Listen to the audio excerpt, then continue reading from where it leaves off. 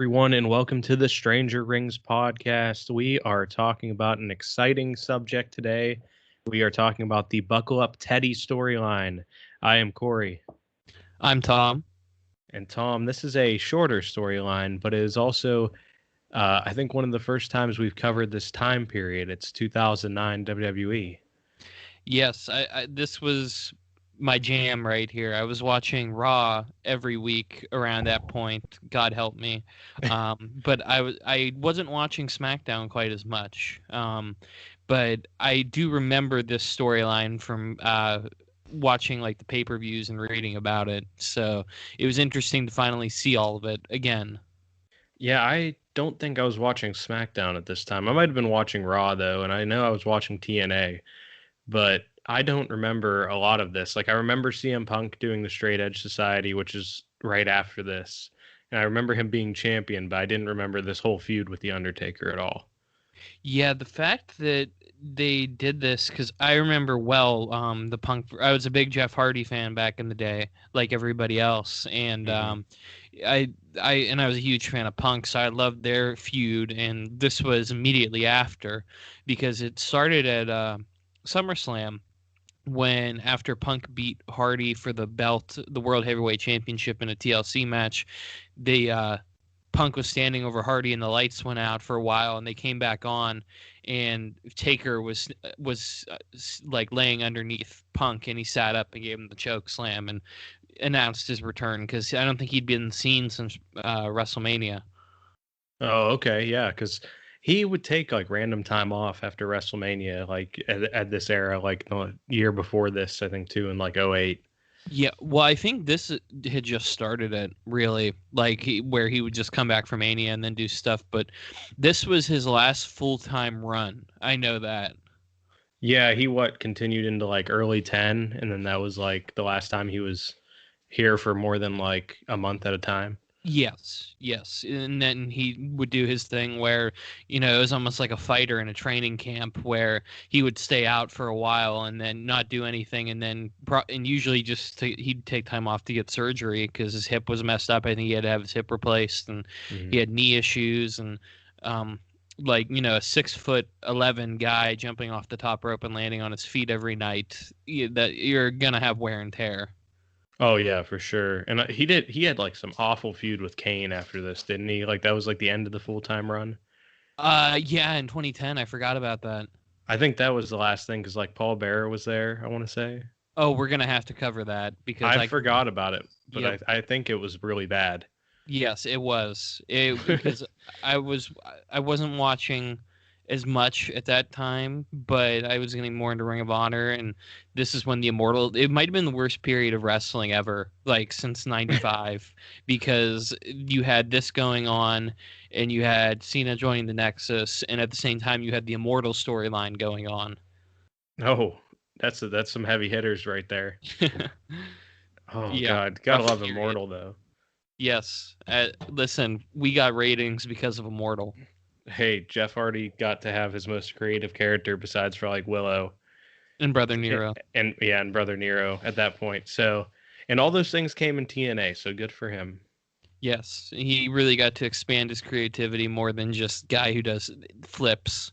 But Yeah, he yeah. So was super over. So like to get back to this, like it created a vacuum at the top of SmackDown because he was the top face for about a year until mhm. now they had to bring in the Undertaker to be like, okay, well, we need a guy at the top, and I think they had Taker and Batista just come back recently.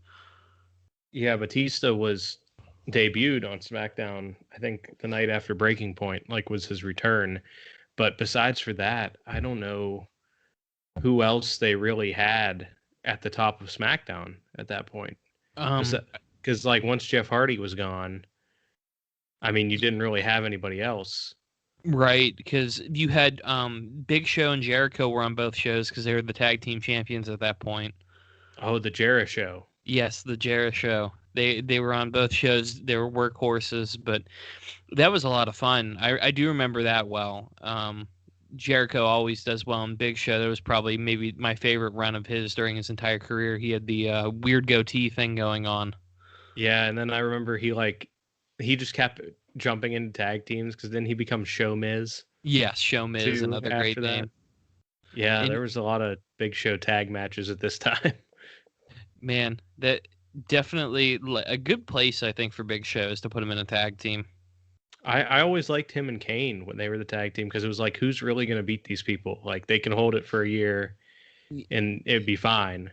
But we had to break them up to get that technical classic in that we watched. That we That's covered true. that storyline. Jesus Christ. I still have nightmares about it. That almost brought me to a breaking point, just like this match here, where the feud starts here. This is the Buckle Up Teddy feud, like we said earlier. So there's a little Teddy Long in here, which is exciting because everybody loves Teddy Long.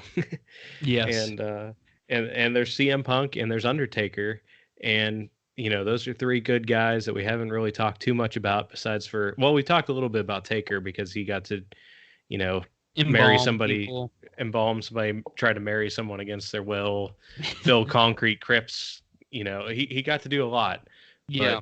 but this is a later Taker run. So this is all with CM Punk and Taker, and at Breaking Point, they have a submission match for the title.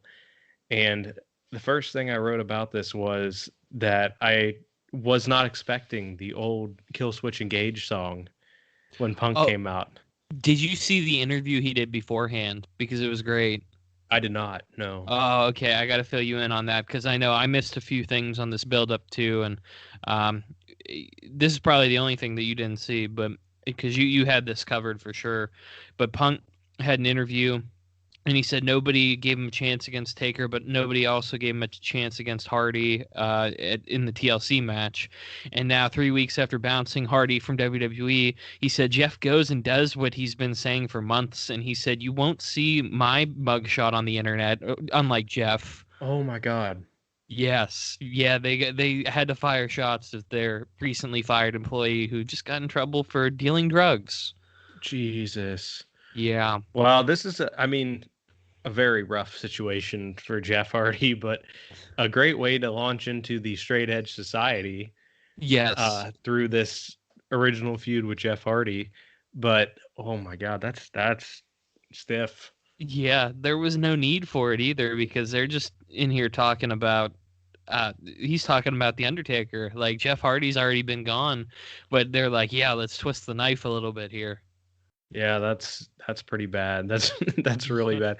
His brother's like still in the company, I think, too. Yeah, I think Punk had just wrestled him the week before. Oh God. Wow. So That's really bad. But yeah. So to oh, go on. it's not as bad as this match, which we're gonna find later. Yeah, but there was a great moment here where um, the lights went out during Punk's interview, and he freaked out, and then he turned on to reveal my boy turned out the lights, Jimmy Wang Yang. why did why did he turn the lights off? He said, "I'm just messing with you, but you were really scared for a second." And and then he said, "I just wanted to wish you luck before your match." And he offered him his hand, and Punk shook hands with him, and then like beat the crap out of him, like just stiffed him with a bunch of knees. And it was I was just so happy to see Jimmy Wang Yang on the podcast. That's fucking hilarious. I got to go back and watch this now. I can't believe he just like, "Hey, I was just fucking with you. I turned off the lights real quick." He got paid like probably $20,000 or so just to do that because he got his pay-per-view bonus. Hey, it's worth it. That's how you That's a do it. good couple, like 1 minute of work for that money. Yep. So then Punk said that he isn't worried about Taker, but Taker should be worried about him, and that ended the interview. Okay. But what Taker really should have been worried about was that playa Teddy Long out here fucking up the match later. But Yeah. the whole thing, Punk comes out with Kill Switch Engage, which was fun because I forgot that was a song. And I Yeah. kind of can't believe that it's still on the network because they cover a lot of that shit up.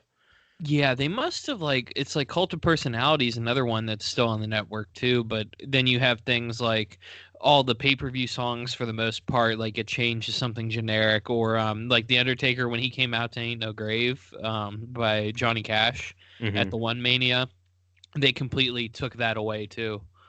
What did they change it to, just his normal Yeah. song? Yeah. Oh, that's weird. But this whole match here, uh, Punk, just like this version of Punk feels like it was so long ago, just because Yeah, he's got the long like jet black hair. He's got the tongue, not the tongue ring, the lip ring, he did have a and tongue ring too. did he? Yeah, Oh well, good for him. But yeah. this whole thing, just like Punk looks so different for his big run that it was weird for me to see him this way again. Yeah, I felt like we were going back to '06, like, because he looks pretty much the same as he did when he was in ECW. Yeah, he looked exactly like the ECW Punk, and he didn't have like the chest tat yet, I don't think, and No. it was just like really weird. I don't know because he's very unique looking with all his tattoos and stuff, but this was like prior to him getting fully done up. Right. Yeah, he looked he, for about 3 or 4 years. He looked like the exact same, and it still managed to look way different than he did during his independent run too. So Hmm. this man has had many a wardrobe change, for better lack of a better term. Yeah, he so he gets to the ring. He comes out first, even though he's a champion, because Taker's got to do his whole 10-minute entrance. Of So course.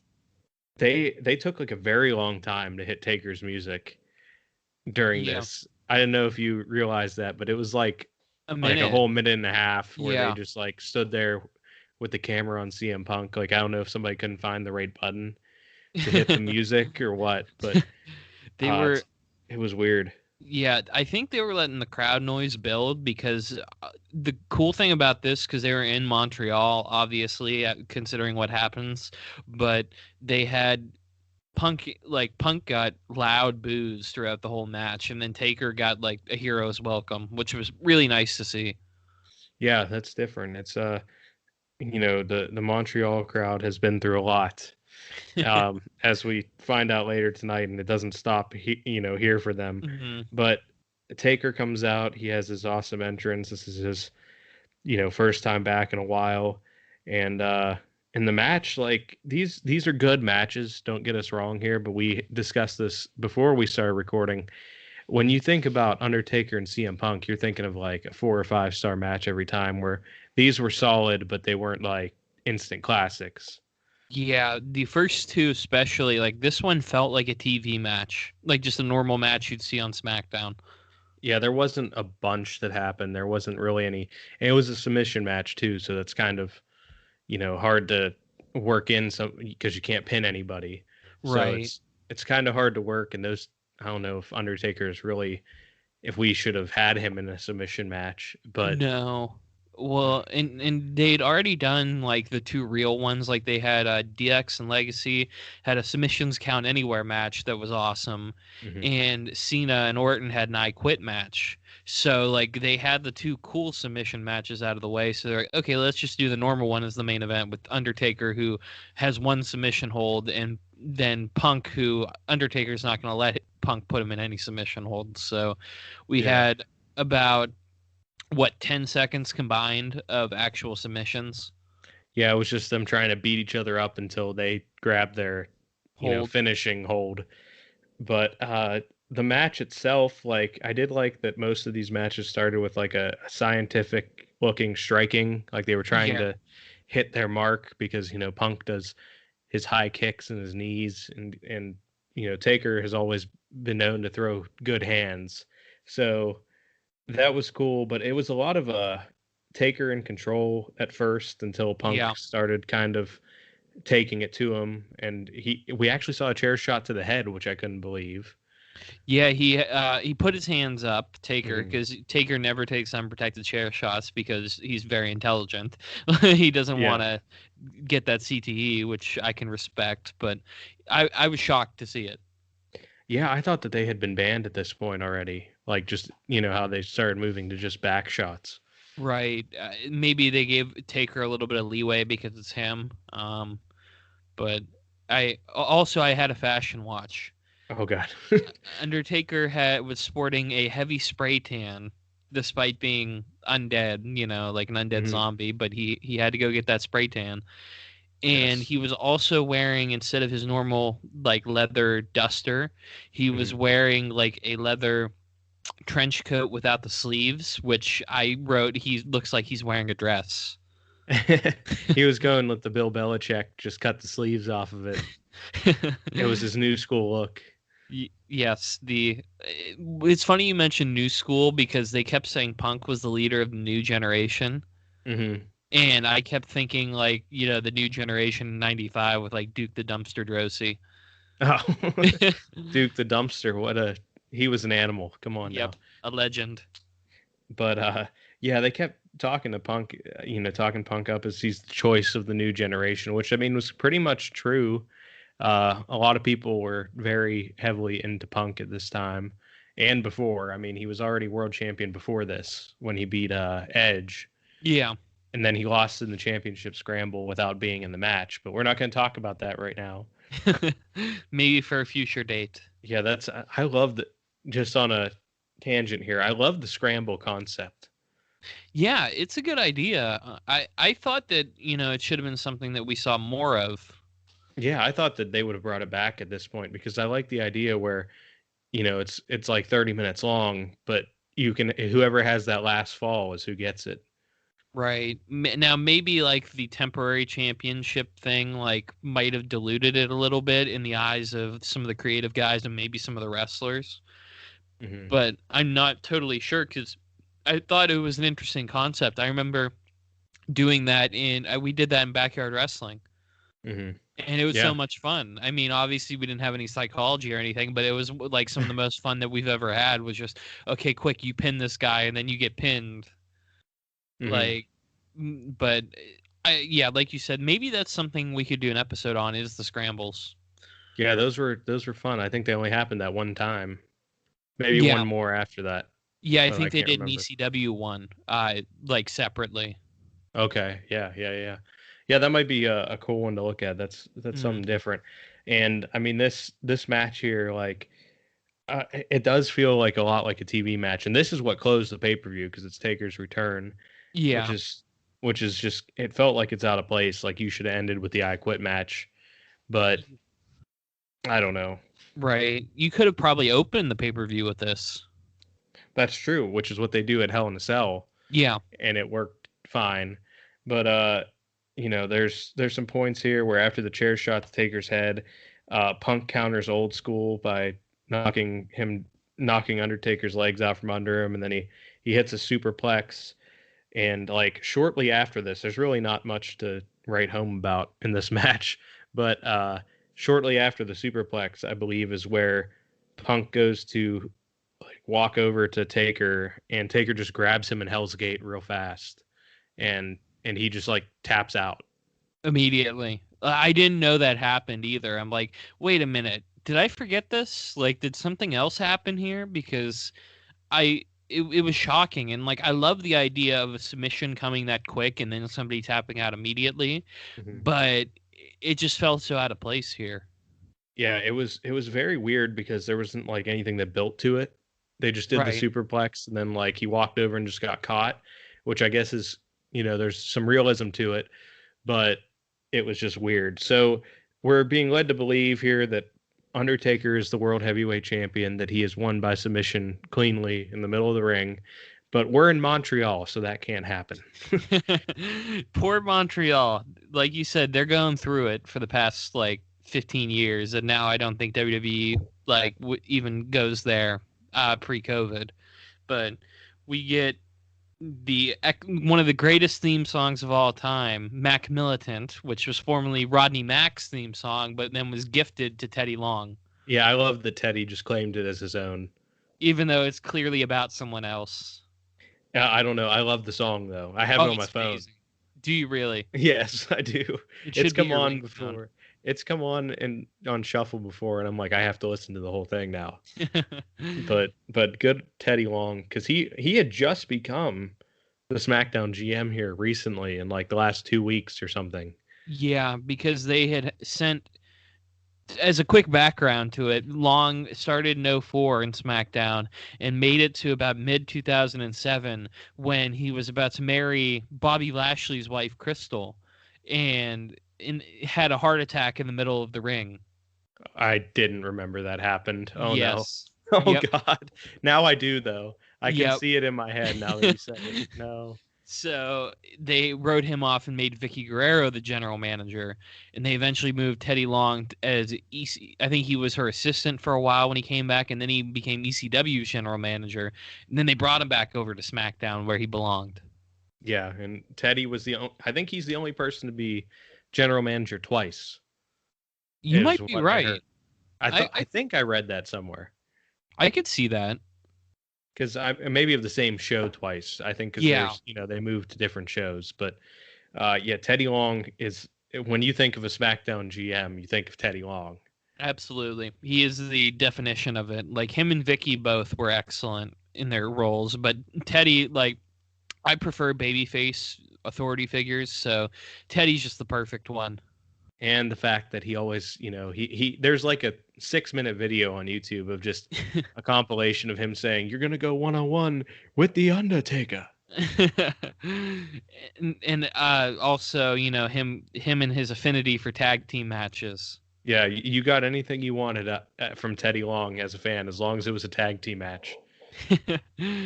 And of course, he would do his dance when he came out too, which I'm disappointed we did not see. And he said holla holla, and he had a lot of good stuff, dude. Like everybody loved Teddy Long. He's one of the only guys that I think on the roster that everybody just loved, at that time. Yes, and he also had the immortal quote on that Talkin' Shop that Luke Gallows and Carl Anderson did, where he said, and I quote, "Now I'm here to get motherfucking paid. Now stay back 6 feet."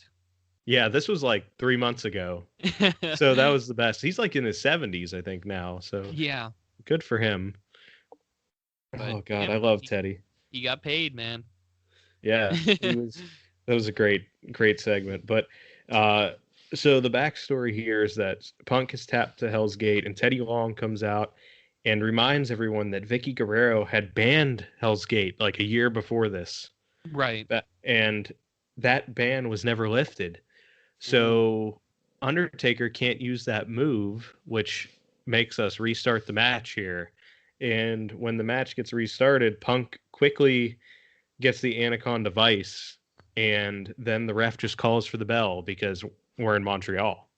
Yes, Scott Armstrong, the veteran official, been around the business for 30 years, had to screw over Undertaker. Yeah, this is ridiculous because like the whole thing just felt so out of place. Like the Montreal crowd was like, "Oh, well this is great. This is just, they're like everything's fine. Everything's just fine." It's like that meme, and they're just living through it. Like there's not really a big crowd reaction. Like nobody is really giving a shit because they've seen the real thing happen. Yeah. But well, I think they were might have been a little bit confused at first too, because there was no reaction to the submission, and then when he bolted, but then when Punk got on the stage and was standing there with the belt, they started to boo the shit out of him. Yeah, like at first there was like some boos, but it was like there was just no heat until he like it all sunk in there for the crowd. They realized it was just legitimate anger, like not again, please, not again. Yep, you got to. Well, you got to do it though. It's like a rule when you're in Montreal. You have to do it. Yep. But it ends up with Teddy just standing there. Teddy Long. Teddy's just standing there like stone faced. Like doesn't have any emotion about it. And Punk is like celebrating, holding up the title, and Punk just retains, and we just kind of leave the pay per view that way. And JR is like, "Oh well, there's something fishy about this." JR did an excellent job, I think, on commentary here, like just throughout the entire match. To give a shout out to him, back when he was still a very good announcer, and he did an excellent job in his color commentary role. Like he put over like submissions happen as quickly as a knockout, and so he showed. But then he's like, I don't think he tapped out. Yeah, he was trying to sell it, but I think he was like, "This is all bullshit again. Like, why are you putting me through this?" I've had to explain this too many times before. Yeah, and then I don't know. I'm kind of disappointed with JR's performance in AEW. Oh, absolutely. He's been I think the business has passed him by, which is sad because I do like JR a lot, but he's not. I think he'd be better off in like an advisor role or like producing the announcers. Yeah, I mean, I'm still happy when I hear him talk, and I'm like, oh, it's JR. But it's like, I don't know. And maybe because there's three of them, that I feel like he doesn't even talk that much. Right. So I don't. And and he gets grumpy when he does talk. Like if he were to calm down a little bit, I think. Yeah, But I don't know. I'm trying to start watching some AEW. I watched the first week of that title eliminator tournament that they had.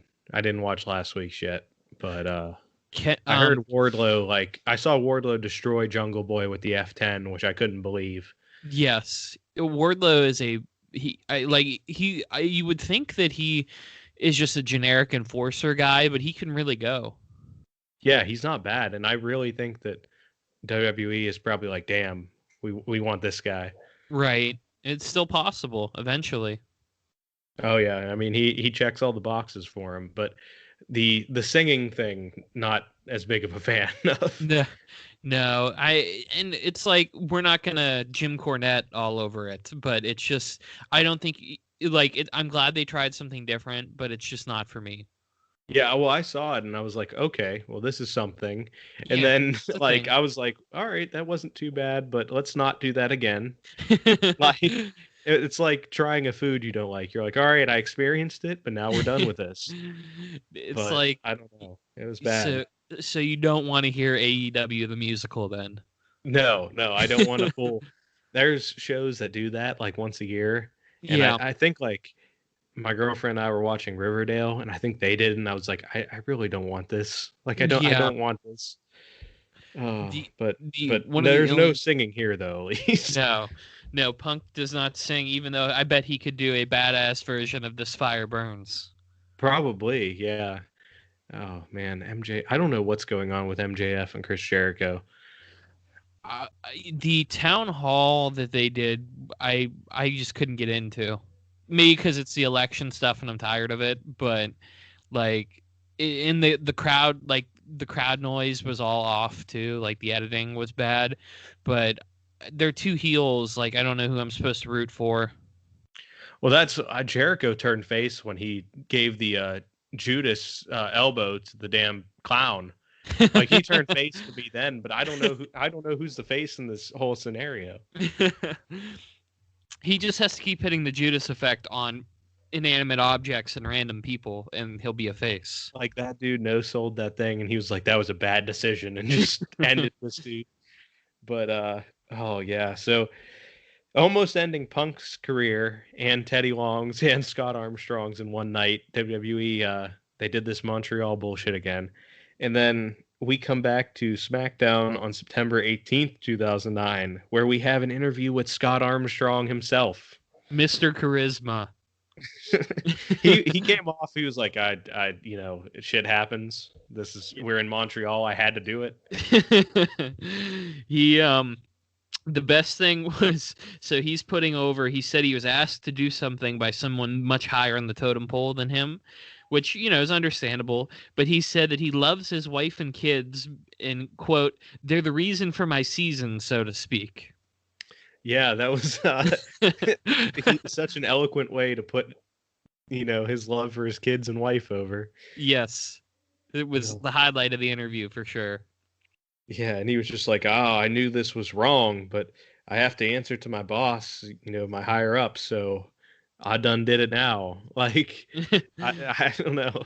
He just he it's just I don't know. I mean, I guess it was good to see the ref because I don't think after the first Montreal they did that. No, not with Earl Hebner. Even and Earl pretty much got over by being the guy that screwed Brett. Hmm. Yeah, so I mean, it was good to see his point of view, so we could kind of like clear him and just let him go back to refereeing. Yeah, But and it's just too bad I felt like he should have taken a tombstone at some point. yeah, that could have happened. Yeah, or if like Undertaker would just had the lights go out and disintegrated him or something, and the ref clothes were just left in the ring. I A don't know. lightning bolt shoots out, and it's just a little ref shirt.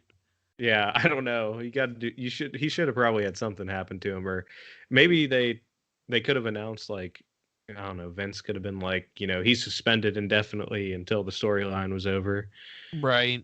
And then everybody would just forget about it because I feel like a lot of people just forgot about the Teddy Long heel turn. Yeah, I'm happy that people forgot about it. We shouldn't tarnish his legacy with this, but here we are. Let's just move past it. We got the Southern Babyface promo from Scott Armstrong, so that's out of the way. And we end up getting Teddy Long and bumps into Vince McMahon backstage. Yes, and Vince sadly doesn't have his do-rag. I thought we were going to get that, but it's too far off. He had Yeah. grown his hair back. It wasn't as crazy as like his 2000s hair, but it was a decent look. It was just a shorter haircut. Yes, and now he's got like all of his hair back, like, but he looks very frail now Yeah. compared to what he usually looks like, and he talks like he's gargling gravel.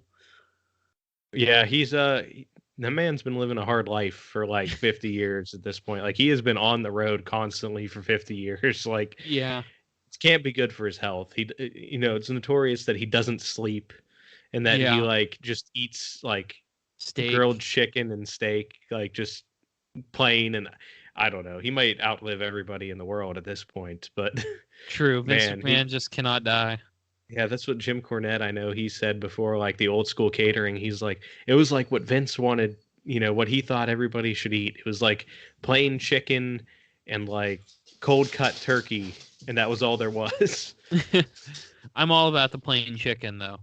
Yeah, I mean, I can deal with some plain chicken. If you just give me like a little dipping sauce, I'm good to go. But I don't know if I could just eat that every day for the rest of my life, like Vince McMahon is. Yeah, Vince out of his he's definitely an interesting guy, and here he wants to have a chat with Teddy Long and he's mad, which is another interesting thing. Not because he screwed Undertaker out of the world title, but because Vince's picture is not hanging in Teddy's office. No, Vince wanted his picture right up next to MLK's that was behind Teddy Long. Like Teddy had like it was such a random office because it was like the John Cena magazine cover and Martin Luther King was next to each other. And then Vince was like, "Well, where am I? Damn it. Like, what the fuck is going on here?" Because everybody in their office has a picture of their boss with them. Yes, just it hit the boss just standing there over your shoulder. Everybody has one. Yep, it's completely normal. Um, the question is, do you think Vince has a portrait of himself in his office? I'm pretty sure somebody, I think Bruce Pritchard said that he has a picture of himself at his house. He Like of does. He has just an him. oil painting. Yeah. I forgot about that. What a weird human being. I mean, I'm good with it. Like I hope it's life size. Like he That's just the only walks up and he's like, "Hey Vince, how you doing?" way. Oh God, we can I only hope. I don't know. I can't believe that. I want to see like they should do like a WWE cribs with his house and just like walk us through what's going on there. And the pool that everybody got pushed into. Yeah, because there's nothing funnier than being shoved into a pool with fully clothed. No, there isn't. Not in anybody's mind. Peak But comedy. oh god. So Vince praises Teddy after he's mad that his picture isn't up there, but then he says it's great that you brought in Batista for SmackDown. You said you were going to make some moves. That's great. But then he says, Teddy, why did you screw uh, Undertaker? And the fans and I want an explanation. And then he's like, you better go out there, tell the people what happened. Yes, so we also get a fashion watch here because Teddy doesn't really get to say anything, but he's looking sharp. He's got a navy blue sports coat with a silver tie and like a gray button up. So he was styling and profiling. Yeah, Teddy was always fresh with the suits. Yeah, so that I just had to throw that in there because otherwise this segment didn't really do anything. But Vince McMahon was in it, so it was obviously entertaining. Yes, yeah. So now we get the main event well, not the main event, but this is Teddy's big explanation here. He comes out with like a posse of security guards. There's like 8 dudes around him, and he is selling fear for his life from the Undertaker as he walks to the ring. I just wanted him to dance on his way to the ring still. Yeah, he was So like in a disappointed. circle of them, and he's just still dancing. Yeah, That'd be that's all I wanted from this storyline, but we did not get that. great. So I was disappointed. No, but he was he welcomed back Batista to SmackDown to getting which didn't really get a reaction because Teddy's kind of a heel now for this Mhm. week, Yeah, and he gets very piped in boos. So like you could tell that they're a little too like they copied and pasted the Montreal soundtrack yeah, and just put it in there. So he admitted that this was all pre-planned to prevent the Undertaker from winning the belt, which is a huge revelation. yeah. And it's just like kind of brushed under the rug here. Yeah. After he's like, I'm not proud of what I did, but it was all pre-planned. He's like, and don't get me wrong, I'm very scared of the Undertaker. And he explains that Punk and Scott Armstrong were all involved, and then he starts giving his reasons. Yeah, and there wasn't really any reason as to why the Undertaker shouldn't be the champion, though. Like he No, said, it was so he wouldn't get the belt, but the reasoning behind it, he said he admitted he said he has a family to take care of, and he can't let them see him in the unemployment line, and that he was too old to learn to do something new. What does that have to do with the Undertaker winning the World Heavyweight title? I'm not 100% sure. I think they were trying to play up the whole recession that was happening at this time, True, which was that's very true. weird. And it's very Yeah. weird that was.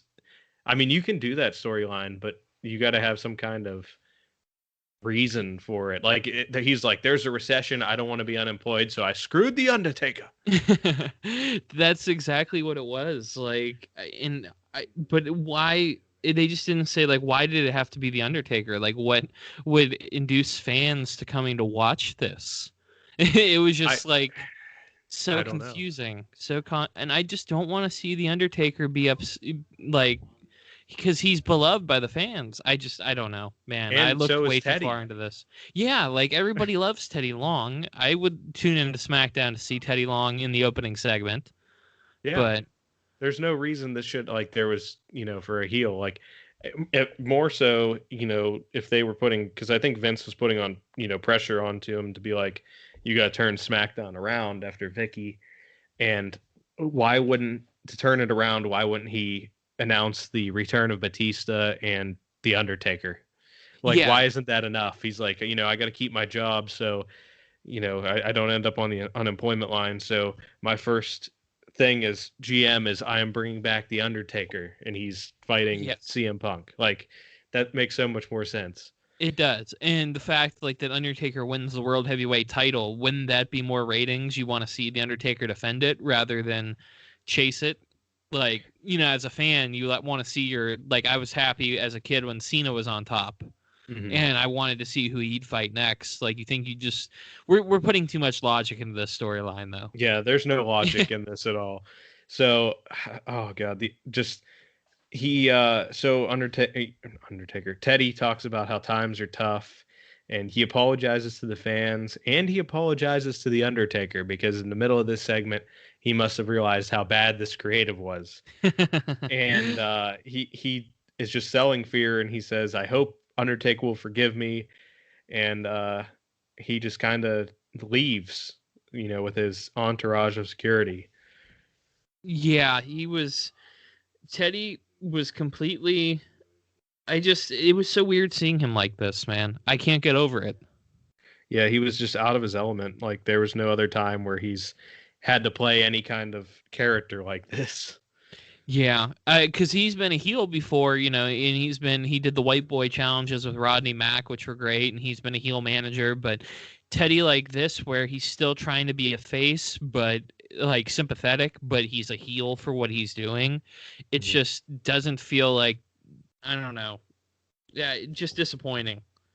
Yeah, he was not the right person to do it with. Like I could have seen it maybe work with some other authority Yeah, figure if they would have brought somebody else in right. this role. Yeah, like I could have seen anybody, all like any of these heels, like heel authority figures, like even if Vince McMahon were to be the one that do it, I could see him getting abducted by the Undertaker and him being put in a casket and all this stuff. Which I did like the segment the week after this with Teddy in the Yes. casket. But uh, so this is the main event here of the whole storyline is as Teddy Long leaves.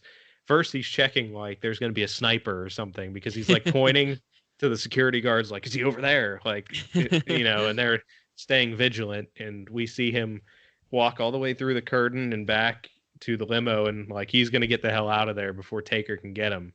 Yeah. But it doesn't work out that way. No, the man gets into the limo and is sitting there and he's like, "Driver, you could go ahead now." And the doors lock on Teddy Long. Dun Oh dun no, because dun. he can't unlock them from inside. No, they're those child-proof locks that are actually really hard to get out of. He child locked Teddy Long in the car. So Teddy Long's child locked into the limo. He doesn't know what to do, and the partition, the divider that divides the driver and the back of the car, comes down, and we get the iconic view of the Undertaker in his black cowboy hat, staring down at Teddy Long. And And it's a callback to the Stephanie one. Which pay per view was that? I can't even remember. Backlash '99. Backlash '99, where he said "Where to, Stephanie," which I really wish he would have been like "Where to, Teddy," but we didn't Yeah. get that. Instead, we get what the storyline is named after: the amazing "Buckle Up, Teddy." And the Undertaker is just he loves moonlighting as a limo driver in the WWE. Like he locks this car and then as he puts up the partition again, um, smoke and lightning start in the back of the car, which Yeah. was ridiculous. Yeah, you get smoke, lightning, you get thunder too. And then you just get, did you notice there were like those random screams as well, like in the background? Yeah, yep. It's just like all this like supernatural shit is just going on in this limo. And like as Teddy's like, oh, like he makes a great like facial expression too, like when he first sees Right. the Undertaker. Like he like the fear of God just hit Teddy Long. Oh god, incredible acting by Teddy. Yes, Teddy is it reminded me of when he had his heart attack. Like, his fake heart attack where all of a sudden he just dropped and his face looked like he was just so shocked at what was going on. But my favorite part of this whole buckle up Teddy part was when Teddy started yelling and his voice became distorted. Yeah. Yeah, it was just like he was like, "Oh." Like it was so weird. It was like he was being put onto acid or something. I love pro wrestling, man. Like this was my favorite. This was so good. And then like as Taker's driving away, he doesn't want to smoke out. He doesn't want to hotbox Teddy Long to death. So he puts down the windows a little bit and like smoke is coming out of the limo as he drives away as slow as he could possibly drive too. He wants to make sure Teddy's safe, man. Yeah, he doesn't want to kill Teddy. Teddy did apologize to him. True. He's So like, well, shit, because he's like, because Teddy even said, I hope that Undertaker finds it in his heart to forgive me. I wish that he would have like just dropped him off on the corner of the road, like somewhere. Been like, I do forgive you, Teddy. I just had to scare you for a second, but he was uh, scared straight.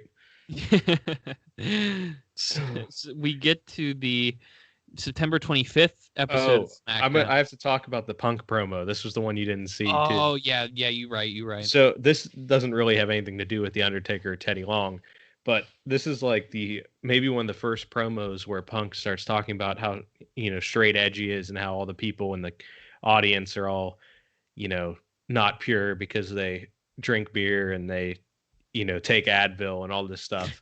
And so he talks about getting rid of Jeff Hardy and he said he made Taker tap and he's the only one that has ever made Taker tap out even though he didn't tap.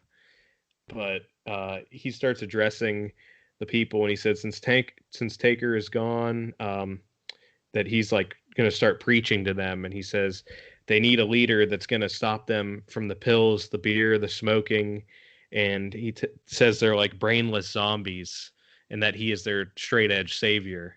So that was just like a quick little promo I saw after the Taker segment that was like, because in like 2 months we start the Straight Edge Society. So this was like a good precursor to that. Right. And I think that, because he talked about being straight edge before, but I think like the straight edge savior thing is what leads it into the fact that he's going to start leading people rather than Yeah. just talk shit about Jeff Hardy. So, like you said, that sounds really cool. Yeah, it was his first, I think, one where he like looked directly at the people and like, you need me. Like I'm your hero, whether you like it or not. So it was cool. But um completely off the subject of Teddy being abducted. Right. Yeah, he just does not. I mean, he just reaped the benefits of Teddy screwing the Undertaker over, so he didn't really. He doesn't have much of a connection with Teddy Long. No, he doesn't. It's not like they had this master plan. Punk just happened to be the guy holding the title. Yes. And I just, I feel like they should have probably went all in on it and just gave Teddy like, okay, if Teddy's going to be a heel and do this, then he's got to go all in with Punk. And like maybe he brainwashed Punk. Your Punk brainwashed him. I mean, I don't know, but just to do something different. Yeah, I mean that could have worked. Like he could have had Teddy be in the Straight Edge Society. Oh, that That would would be have been interesting. that would have been cool. He could have been like Teddy. I know you. I don't know. He'd been Like like to Teddy. drink on the road. I know you love Jaeger just as much as Corey does. No, I'm not an alcoholic, but I do love a good shot of Jaeger every once in a while. It's bold. That's very bold. Listen, at the bar, that's the only reason that I would drink it because you would offer to buy it. So I'm Yeah, like, yeah, I'll have Jaeger, sure. let's see if a listener ever finds us out at a bar once coronavirus ends, the Jaeger shot, it's gonna happen. I love Uh, that. but September 25th, 2009, SmackDown, we have Punk does a little promo here on his accomplishments, and he says there's no one else since he beat Taker. There's nobody else left as a challenger, which really there's not. Besides, well, Right. Batista's back, but he's in something else with I think Big Show and Jericho. Jericho. Yeah. So there's really nothing else. But as Punk talks through this, the Druids show up. Let's go. I'm always into seeing the Druids show up. Yeah, the Druids show up, and Spooky. there's always the spooky chanting. Chanting scares the shit out of me because of the Undertaker. Like I remember I was watching. I don't know why, but maybe I was at like a church I don't go to, and they started doing chanting, and I was like, oh my, this is not good. Like the Undertaker's about to show up.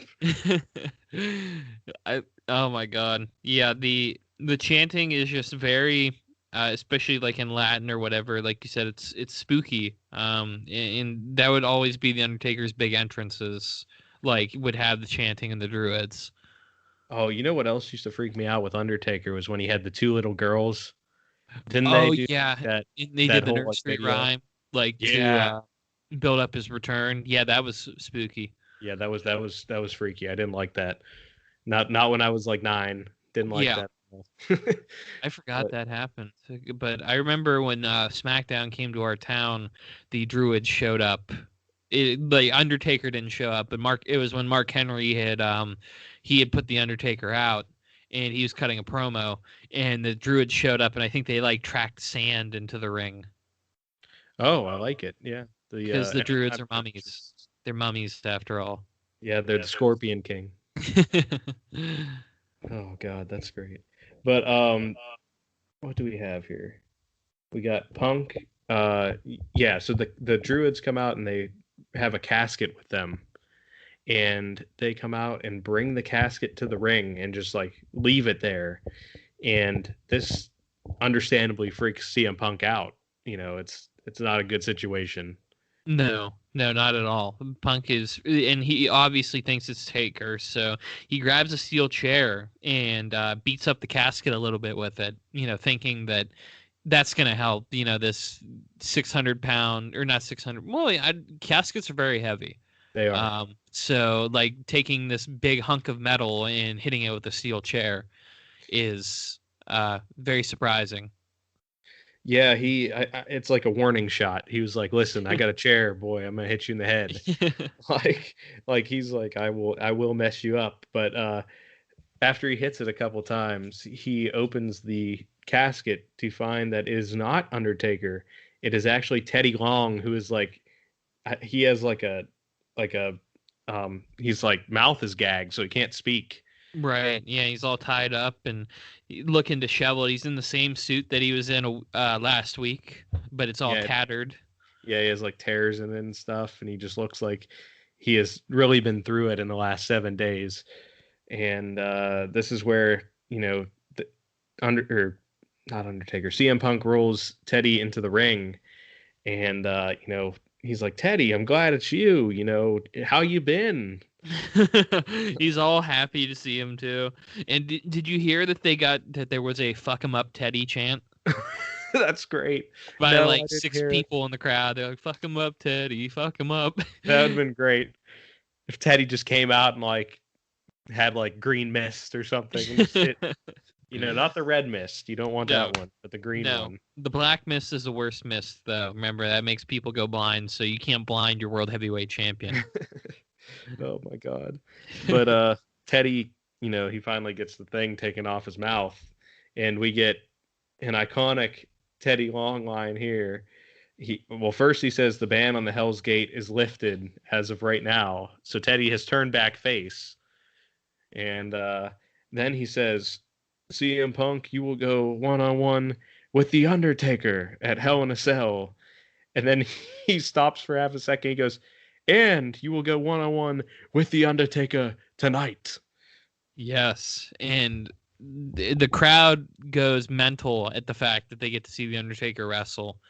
And Teddy with probably just because Teddy dropped the iconic line.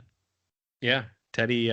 Anytime you get to go one-on-one with The Undertaker, it's gonna get a pop. So Yes. Teddy just turns back face because he was tortured by The Undertaker for a week. He was dragged to hell. Like, I just I would have loved to have seen a segment, like a vignette of Undertaker and Teddy Long. Just yeah, Undertaker just has him like at the where they took Stone Cold, like just Yeah. hanging out there. Yeah, in a graveyard somewhere. He's just like, Teddy, I really think you should, like, he's just very calm. Like, I think you should change your opinion on this ban here. Like, and then he brings out a slideshow of why the chokehold should be reinstated. He's like, listen, I'm not actually. It's not really a choke per se. He just starts going on about. He's like, I know chokes are illegal, but listen here. Yeah, this is a blood choke. It's different than a windpipe choke. Oh, God. It's great, but I love it. He makes the two matches and then he just rolls out and he's just like all fucked up, like he's just staggering up Yeah. the ramp, and we just get Punk and Taker tonight, and that's pretty much all I think for this show until the match. Like there's no other segments There, that really there, pertain to this. there were two segments. Neither had Taker in it. They were really like short Okay. segments, and they both had Vince McMahon in them, of course. Oh Where well. Yeah, where Punk bumped into Vince McMahon, and Vince was wearing a tan suit jacket. He looked like a giant Band-Aid. And pretty much Punk said, like, won't you overturn Teddy's decision? Teddy's lost his mind, whatever. And Vince won't help him because Punk was part of the conspiracy. So that was Mhm. basically the segment. It was Okay. pretty much nothing. But then we had Teddy Long backstage with his suit all torn up, and Vince gives him shit for looking bad, like on the job. Like he's like, look what happened to your suit. This is unacceptable. Even though he he'd just been kidnapped. he's like, you do realize I was in a casket for 7 days. And he blames it too, because he's like, I mean, you saw where I was, and then he blamed Teddy for screwing the Undertaker and said, I had no part in it. It was you. And Vince wanted to see his picture. Like he wanted his picture on the wall because, despite the fact that this man was kidnapped and um and tortured for 7 days, he's back on the job, so he's got to do what he's got to do as a general manager and put Vince's picture on the damn wall. Yeah, exactly. Come on now, Teddy. God. So then Punk and Taker have this match, which is eerily similar to the Breaking Point match. Yep. And it's like they just go through the like nobody saw it on pay-per-view. We're just gonna go through it again. Like even to the the striking at the beginning, Yep. Undertaker throws Punk over the ropes like he did in the Breaking Point match. And then Taker's like in control pretty much the whole time. Um, there's a bunch of good striking and stuff because it's an Undertaker and Punk match, but it's very similar to the Breaking Point match. It is like the same counter from the old school, like where he'd crotch him on the ropes and then the roundhouse kick too. And by the way, Todd, I almost said Ted Grisham. Todd Grisham called the Undertaker the Great Intimidator at one point, and it made me think. I'm like, is that a John Wayne reference? Like, yeah, I feel Is like it? that should be a JR. I thought so, but I might be Maybe it wrong. is. I don't even know, honestly. It But sounds like a good name for like a basketball player, like a center that's really big. yeah, the Great Intimidator. But for the Undertaker, I don't know about that one. Yeah, I But don't know. I don't know about that, but it'd probably be better for somebody like the Great Khali. oh, I could see that. The Because Great Khali. he's so intimidating with that chop and the head smush. The Yeah. vice grip. The head smush. That's what it should be called. Yep, the head smush. It's locked in.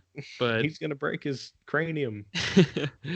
but they Taker. The best part of like the whole match was so Punk went for the superplex on Undertaker, and Taker started to punch him in the ribs a bunch of times, but he yelled "boom, boom, boom, boom" as he was punching him. Oh, I didn't Just even like, see boom, that. boom, boom. Yeah, it was amazing, and it worked because he dropped him to the canvas, but then Punk hit the superplex anyway. So that was a lot of fun. Yeah, and then after that, Punk gets put in the Hell's Gate, but he grabs the ropes and he's able to escape and eventually grab the world title belt, only for Taker to counter it, and then he like threw the belt in the ring, and it looks like we're gonna see an announce table break here, but we don't, sadly.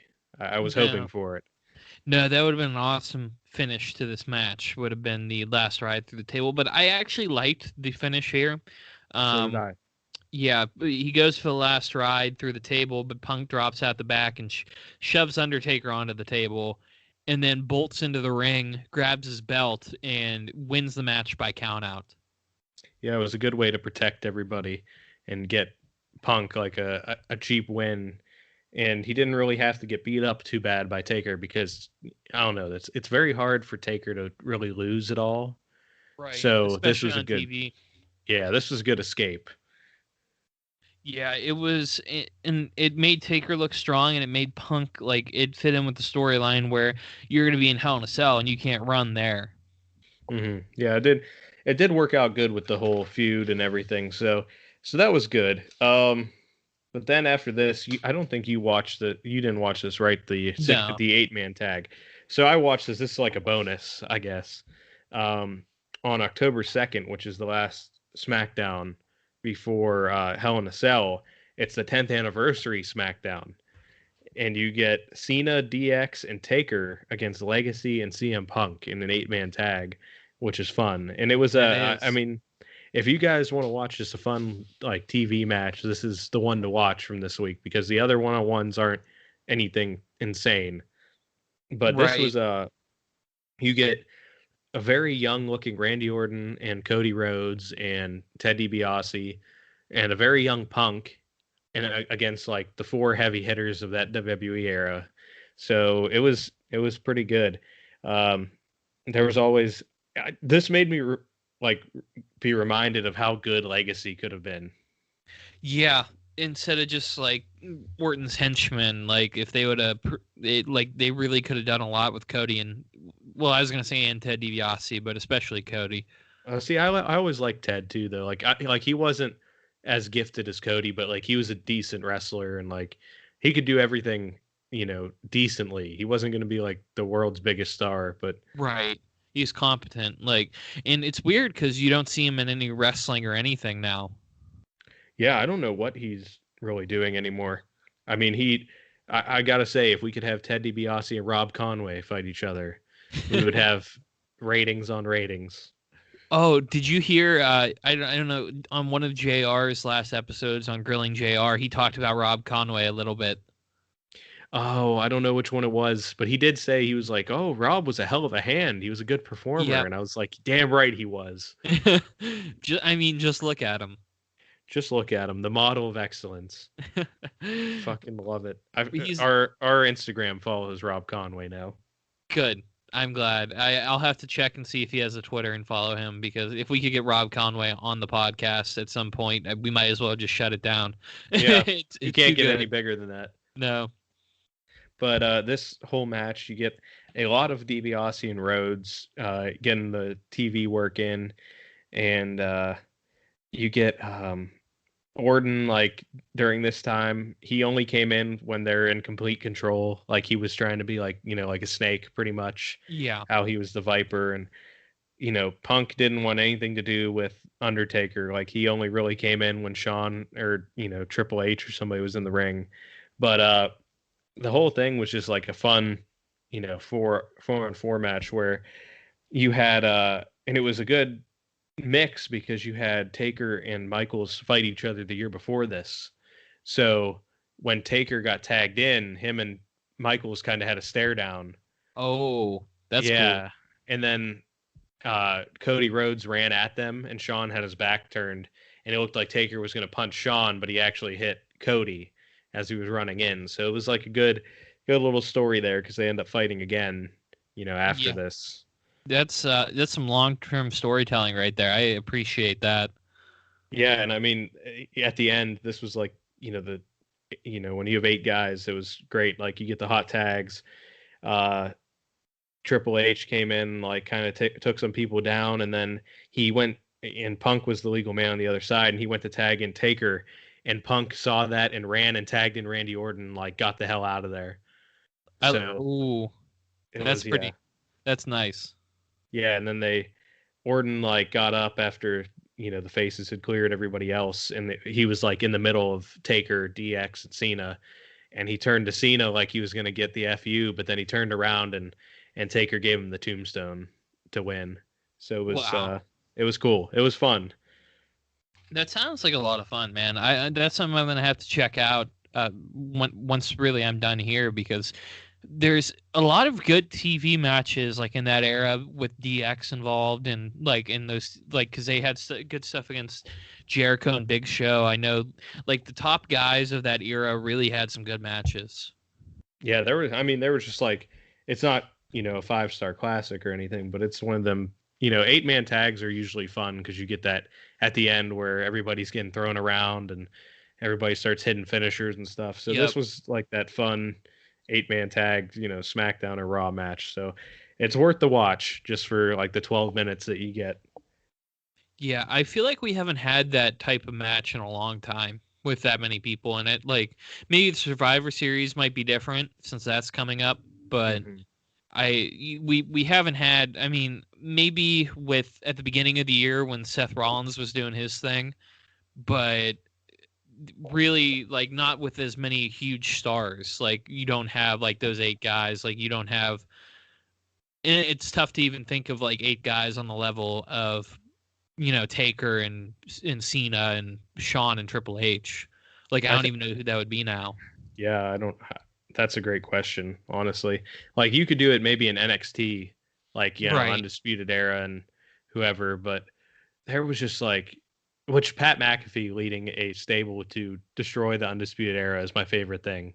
I love it a lot, because a lot of people hate it, but I love Pat McAfee. So. Oh yeah, he's the man. Maybe the best debut of anybody ever to wrestle.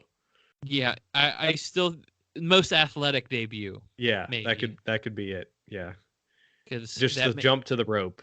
Yep, that vertical leap and then the backflip too. Ridiculous. But I was thinking the last like 8-man tag I really like got invested to was it was where Sting debuted. That one, which was Ziggler as the sole survivor for like control of the WWE. Yeah, like that was a really good one. They had a good one in 2016. Raw versus SmackDown was really good. I think they had like the Shield and Orton and the Wyatt family like were all involved, and it Oh, was okay, I yeah. think Cena was part of the match too. But that was really good from what I remember. That might be a hidden gem that we have to cover. Yeah, the Ziggler being the final man, the 2015 one was Was like great. great. Yeah, the whole thing was like it was built up very well. Like the stakes actually felt, really important. Right. There's not much better than a really good Survivor Series tag match. Yeah, and that's something we're going to cover I think in 2021. We were talking about some of our hidden gems. One of mine is a Survivor Series match. Yeah, that's going to be exciting. I'm ready for that. So, are you ready for this Hell in a Cell between Punk and Taker? Not particularly. No. I was not like I wasn't completely disappointed by these, but I really did think there was gonna like this was gonna be a really crazy match, and it was good, but it wasn't what you would remember, I guess. Right. And I'm just used to like I kept thinking like Taker and Punk at WrestleMania 29. Yeah, Where that was exactly. just that's one of my favorite matches ever. I love that's probably my favorite Undertaker match ever.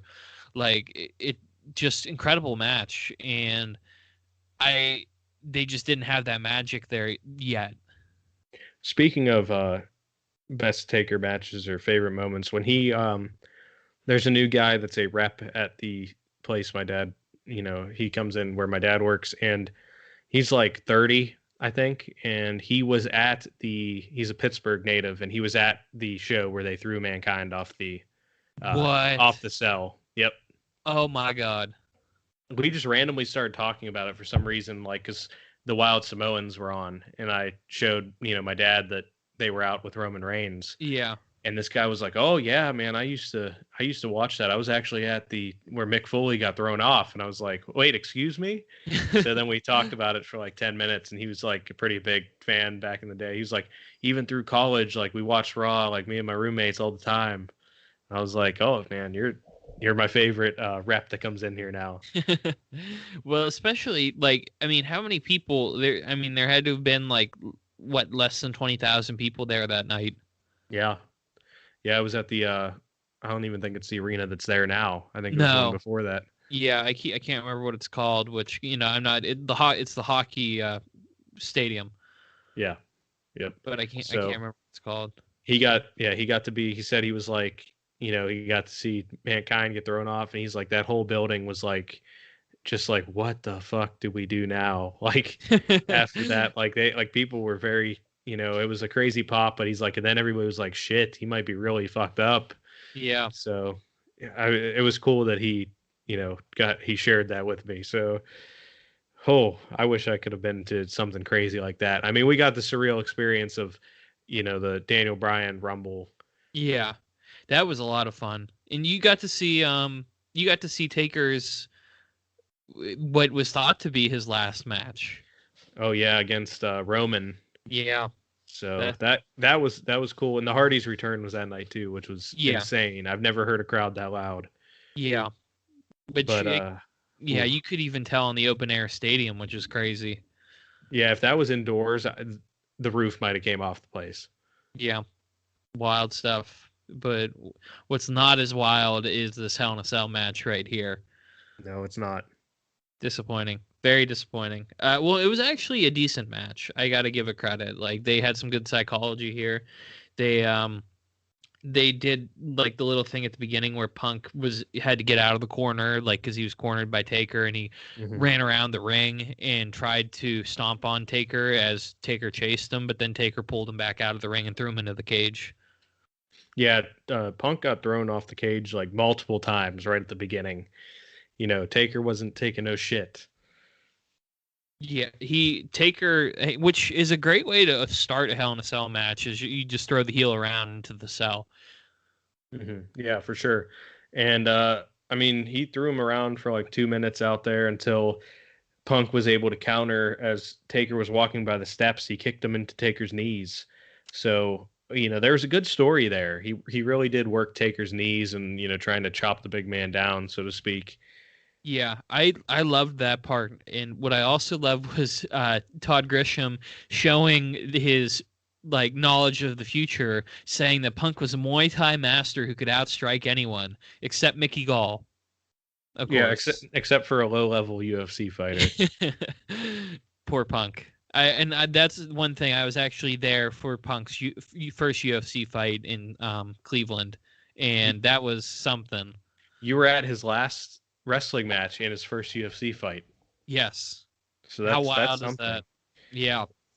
And both results were not probably what we wanted.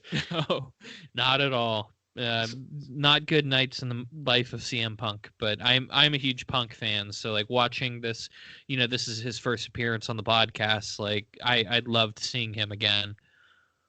Yeah, he had it out here. He was trying to outstrike, and that's a very bold comment by Todd Grisham, especially when he's fighting uh Taker, who's like one of the best strikers the WWE has. Yeah. And he's like, wow, he can outstrike, he can outstrike Undertaker. And I'm like, can he though? Yeah, especially I mean Taker just has, those big right hands that he fires, and then the boom boom punches to the ribs now. The boom, boom, boom. But Oh god, that's yeah, great. good That's like segment Hulk Hogan, where he says Hulk up, Hulk up, Hulk up as he's under his as he's breath. hulking up. I love Oh, that. That's one of my favorite things in all of Jericho's books. that's incredible. But Taker, there was dueling Taker and Punk chants, which was kind of Yeah, crazy. I was a fan of And that. yeah, which I really didn't expect because Taker's just so beloved usually. But Taker then launches Punk from the apron into the cage, which was a nice bump. Yeah, and it was right after like that running high knee that he does. So like he did that Mhm. on the apron. So that was pretty cool. Yeah, and then shortly after this, Punk is able to kick Taker into the cage, and then he also hits a suicide dive on the Taker, like right, into the cage too.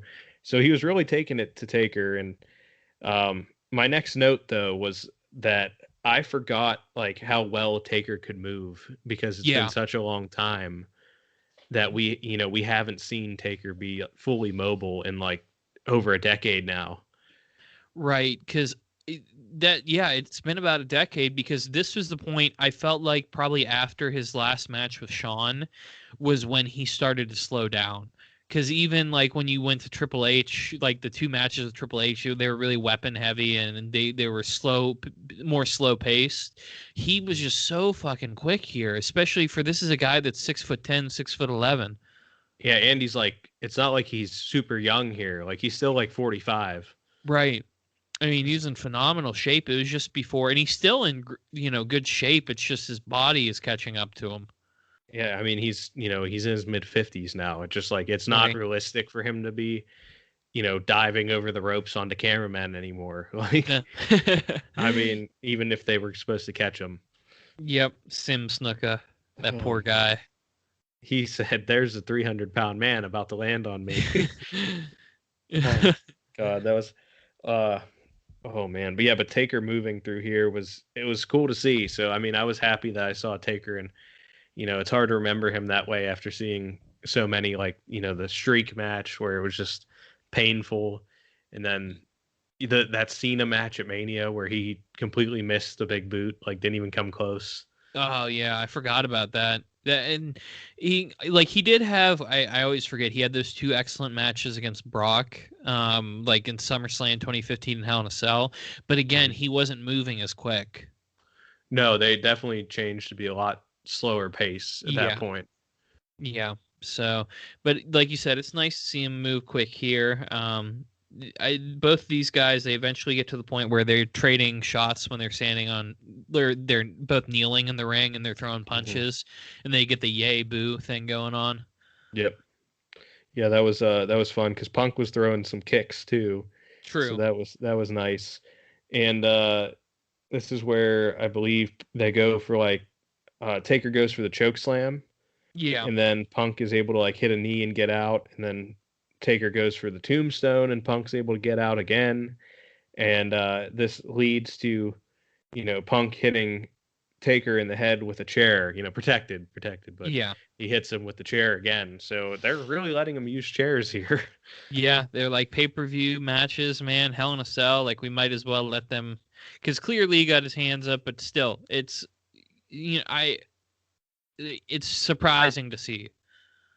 Yeah, I don't understand why they don't let them do it as long as they put their hands up, honestly. But Yeah, they probably think me just looks bad now if you don't put your yeah, hand up, or you're still in danger of getting hit in the head, I guess. But it's tough. yeah, I don't know. It's hard to do it now that we all know about how bad concussions are for these people here. Right. Um, so let's see what is the next thing here Punk goes for he hits him in the corner with a knee, but is then grabbed into the last ride, even though he hit the knee. Like he actually hit the knee, Yeah. but he gets caught in the last ride. I thought that was a cool spot because normally it's like you see somebody go for the 10 punch in the corner and then he gives them the last ride. Mm-hmm. Like, so that was fun. But the last ride gave Punk a little bit of a boost here by kicking out of it. Yeah, he kicks out of the last ride, and then um, Punk he gets frustrated after this.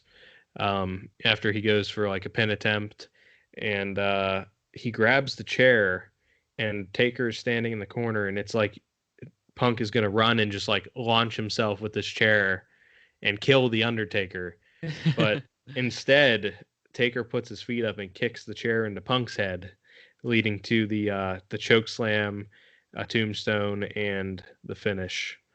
Yep. Very clean victory in about 13 minutes. Yeah, poor CM Punk, and I didn't know this, but you had said that it may have been due to him being punished for criticizing the dress code.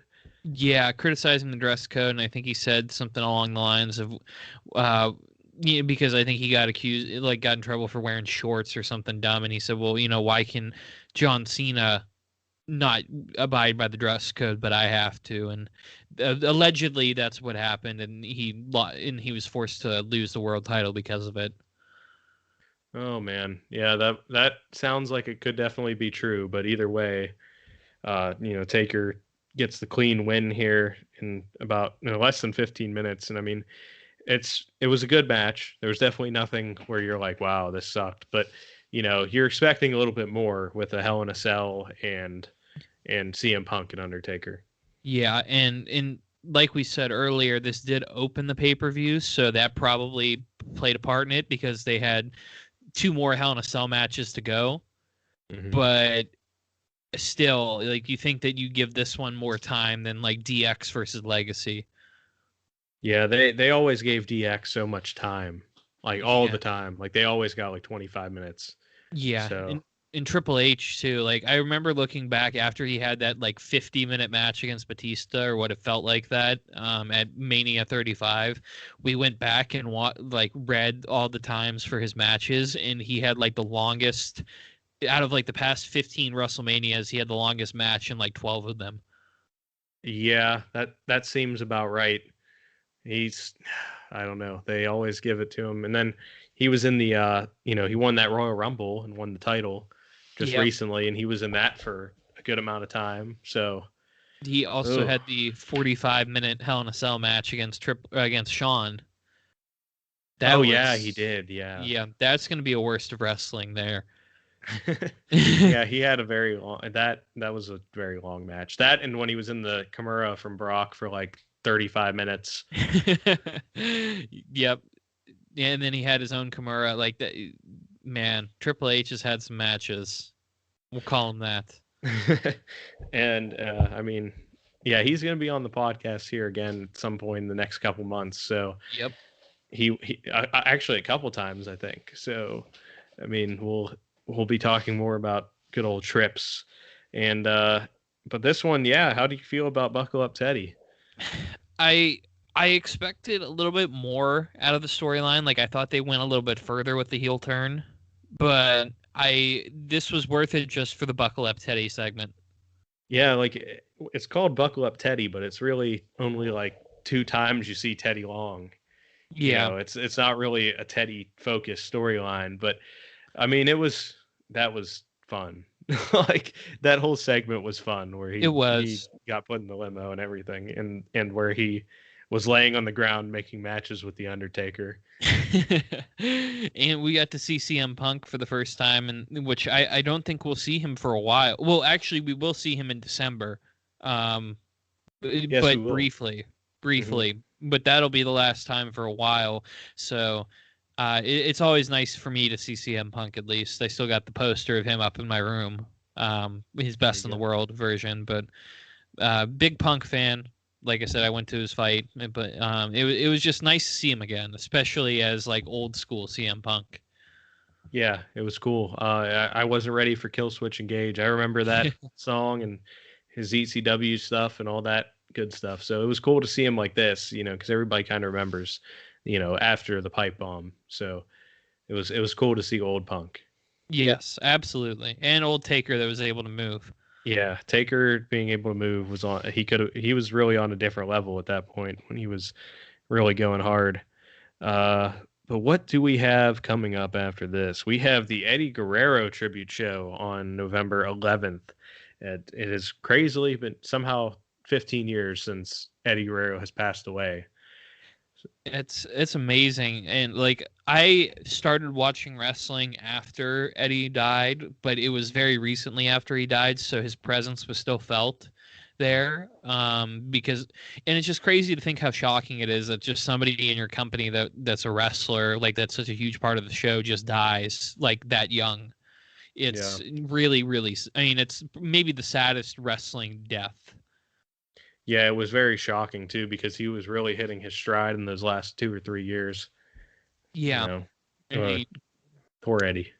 yeah, but I actually not that long ago reread his autobiography. So I'll have a little bit of some tidbits in from there.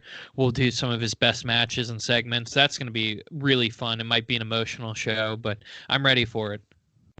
Yeah, man, he was great, and I know for a fact we're gonna watch. I don't think we finalized all the matches we're gonna watch, but we are definitely gonna talk about the Halloween Havoc Classic. So Yes, that's gonna be on there. So that's gonna be great to watch. It's one of those matches that everybody still loves to this day. right. And it So was that's only gonna be about good. like 12 minutes too. Like it was a short match. And I think it was for title versus mask. Yes, it was at and it was the opening match of the show too. Like a lot of stakes, a lot of pressure there, and they delivered. They over delivered. Oh yeah, definitely. It may have been the best match of the '90s. One of them. Yeah, So definitely going to be fun talking about Eddie Guerrero here next week. But Buckle Up Teddy was a fun ride. So love the um, pun. All it about the was pun. it was great. So if you can follow the socials, we got Twitter Stranger Rings 1, Instagram Stranger Rings Pod. We are also on Facebook. And if you can leave us a 5-star review, if you want to do a written review, that would also be great on Apple Yes. Podcasts because I think we have like 4 reviews right now, which is great. But we would love to see more from you guys if it's possible. If not, it's whatever. It's just wishful thinking. Yes, and we appreciate all the downloads that we've gotten on our TNA story arc. They've really been a lot more than we expected, I guess. And we appreciate that. Like especially the Joker Sting one still, but the Broken Hardys one is getting like it's going hard. Yeah, the Joker Sting one may be my favorite episode that we've ever It's done. Yeah, and and we could announce it now, but we will have a 1 year anniversary episode coming in December. It'll be our 51st episode. We already recorded the 50th, but that's going to be like one where I think we'll cover our story or like the storyline that we have planned, and then we'll do a little bit of a retrospective. Yeah, yeah, that sounds good to me. Um, and that's going to be a big episode either way because of the topic. So, Yes, which will be revealed in a matter of time. yes, so we will be back next week with the Eddie Guerrero tribute episode. But for now, thank you for listening, and we'll see you then.